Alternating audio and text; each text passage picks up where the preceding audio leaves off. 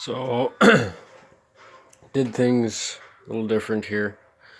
This is my steampunk lab that I've been building for about 4 months now. 4 or 5 months.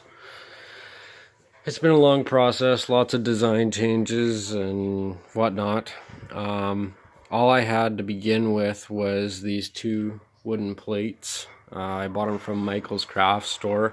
And then I got these wooden drawer finials from a local hardware store, and they were dirt cheap, and I just drilled them out and fit them to rise the two plates, because there's going to be some electrical boxes and whatnot underneath here to hold all my wiring and components. I then went to Michael's again and got these lovely little kerosene chimneys.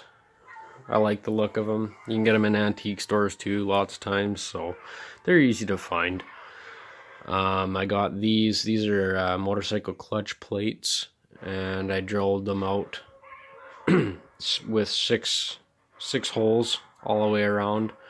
I drilled the first one after I measured out my holes, and then I clamped them together, and I drilled through all of them so my holes all lined up. And then used 3-inch long bolts, and there's like 244 nuts between the two of them, I think, and I measured them each out with a ruler and just tightened them with a wrench to make sure they were all even. And then of course little brass acorn nuts, I think they're called, again from my local hardware store. I've got my lamp sockets that I haven't got together yet because I don't have the wiring yet for it, and they push in. I don't know how easy it's going to be to get them back out once they're in, so I figured better get the wire attached to them first. These are tuna cans, believe it or not, and I thought, hey, these would work great for holding the globes, but they were uneven in the bottom, so the globes kind of wobbled around a bit, and so I took some wood and just painted it black and cut some circles and glued them in. Now the globe sits flat, which worked out great. Some screws fed in to center the globe, and I can adjust them when I need to, or if I need to. I drilled all these holes. Perforated metal I find is not the easiest thing to find, so I made my own. Don't even want to think about how many holes are there between the two of them. Then I got some threaded rod. Had the shop that I got it from cut it and dress the edges so that I could thread the nuts on them, and they're just bolted in the bottom here with nuts.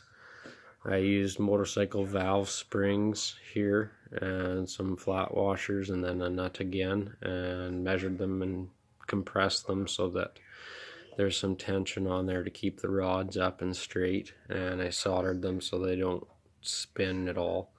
And then same with the top ones, I soldered them once I had them all measured and leveled out, and that keeps my wooden discs level.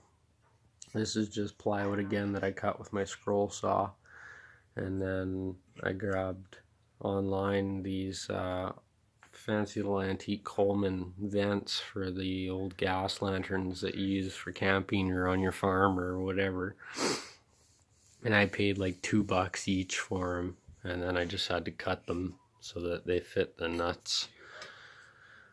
And I haven't quite figured out how I'm going to secure them yet. Still working on that design. My hobby store in town, he had a bunch of blown nitro engines for the RC cars. A lot of guys have them, and he just had a trunk full of them, so I said, hey, I'll give you $15 for all of them, and he gave me probably 8 of them. So I thought, hey, these would be great. They already look kind of steampunkish, and I bet you if I built them wrong, and I could make something really cool with them. So that's what I did, and I came up with these awesome pieces, and they worked out really well. I've got some LEDs and stuff like that that go into them. And some guys are wondering, how do you light LED tube or vacuum tubes? Well, this is basically it. It's pretty rough. I take a 5mm LED that's 12 volts. It's wired with a resistor. Buy them off eBay. They're like $12 for, I think, 10. These ones are amber. And then I squeeze the pins on the bottom.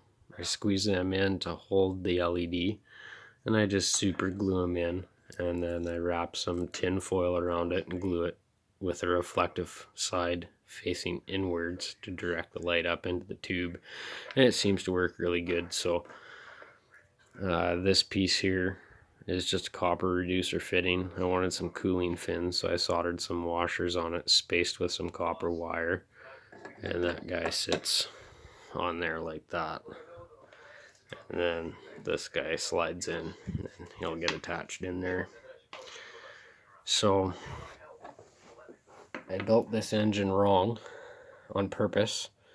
The piston sleeve is down here, and I cut this plate. You can't really see it, but there's a big round plate under here, and it was already round. I actually took it off the drums from an antique movement, and they're the plates that hold the spring in, and it was already round, so I figured, hey, I'll trim it a bit, and it worked out really well. And then I had to build this brass plate back here, and that holds all my wiring, or my decorative vent tubes, or whatever you want to call them. And I soldered on my smokestack that'll later on have some wire mesh in here and a cap. Same thing with this one. And then this motor's gone through. This is the third design. The first one was really primitive. The second one was even a little more primitive. Well, not as primitive, but still primitive. Still had glue on it. I didn't like it. I was like, hey, I'm gonna do something different. So I stripped it all down and completely rebuilt everything. There's not a drop of glue on this. It's all soldered and bolted together. So all of this, I don't use any tools that are really fancy. Honestly, I've got a Dremel, a drill, and a scroll saw.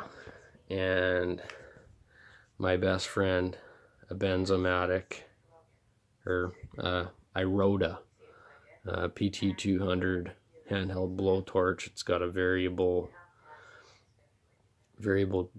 flame on it, which is nice. It's got a safety lock here, and then I use Benzomatic plumbing flux, and this stuff it's great. It lets the solder flow really nicely. And then I went to my hobby store and I got some 6040 lead tin solder, and it's got a low melting point. It's fine solder, so it makes it nice doing intricate stuff like on the lamp here.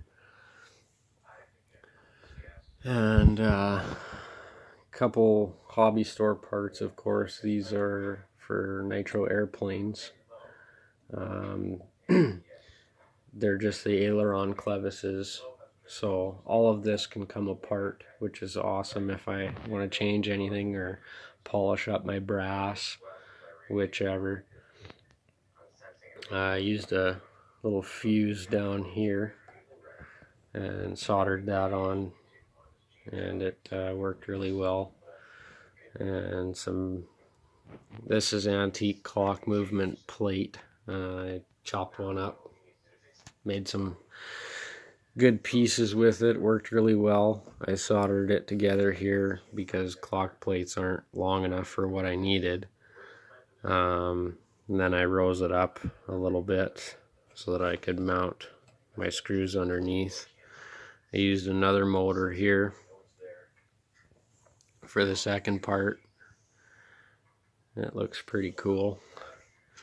This is just some copper that I had laying around. I cut it with some scissors and made a bracket to hold my glass jars. These are from Michael's too, and they're not very big. That's the tip of my finger, so you can see how big it is. And I looked around for fluid that was cool color and a good consistency that wouldn't separate over time, and well, NyQuil and some red cough syrup worked really well. They're great color, and I added some funky coil in there just to fill it up a bit. And then I ran the green goes over to this engine, and the red comes up and over into this one. And I ran some copper line here to, this goes into the back. So we'll go over into the back here. And made this cool little bit. Again, I did this bracket with a Dremel. I've got a LED hiding in there that'll light up this vacuum tube in the back, which looks really cool when it's all lit. And I built this brass bracket to hold the copper line up so it's not all weighted onto this. This whole thing, I unbolt the 2 screws here, and it slides right out. So if I ever have to change LEDs out or anything, I'm building this lamp so that if they burn out, I can change them. And that's the nice thing about not using glue. I don't have to break anything apart when you're doing stuff like this. So then I went to transmission repair place, and I got this out of their scrap bin. They gave me kind of free rein to dive in there and grab whatever I needed. So this worked out really well. I thought it looked kind of neat and vintage, and so I soldered on some reducers and popped these vacuum tubes in. They're just pressed in right now, and I'll probably light them as well with LEDs, and I'll run some copper line from this one up to the front of that engine, and this one to the front of this engine. And then I plan to put a small spark plug into here and a small spark plug into here, and run some wires to them and whatever, and that'll kind of finish this off. I haven't really decided what to do with this space back here. I want to utilize it somehow, but the design is, nothing's really come to me yet. So I'm still kind of waiting to see what to do with it. But up front, I'm gonna have a control panel up here, and I've got a little gauge. This lights up and it'll measure my voltage to my lamps, so that'll sit there in a wooden box, and then I'll have a small brass box, I think, over here, and that'll be my control panel with all my switches, and I'll have copper line run out of this engine and run to the boxes, and then out of this compression fitting I'll run another line out to the boxes. I still got to figure out what to do with this opening. I'm not going to leave it open like that. This is a work in progress, and there will more than likely be more videos to come as I make more progress. But all these steampunk artists, they say, oh, I don't have materials, You know what? I found most of this stuff for free, honestly, or dirt cheap. You know, a tray from Michael's. Over a period of time, I filled it with some vacuum tubes that I got for cheap. Some screws, miscellaneous parts, scraps, wires. You know, it's not hard. I've got, I think I mentioned, I've got a Dremel, a torch, a drill, and a scroll saw. And honestly, you don't need a scroll saw to make good stuff. Michael's, if you have access to one, They've got plenty of different pre-shaped wood panels that you can buy.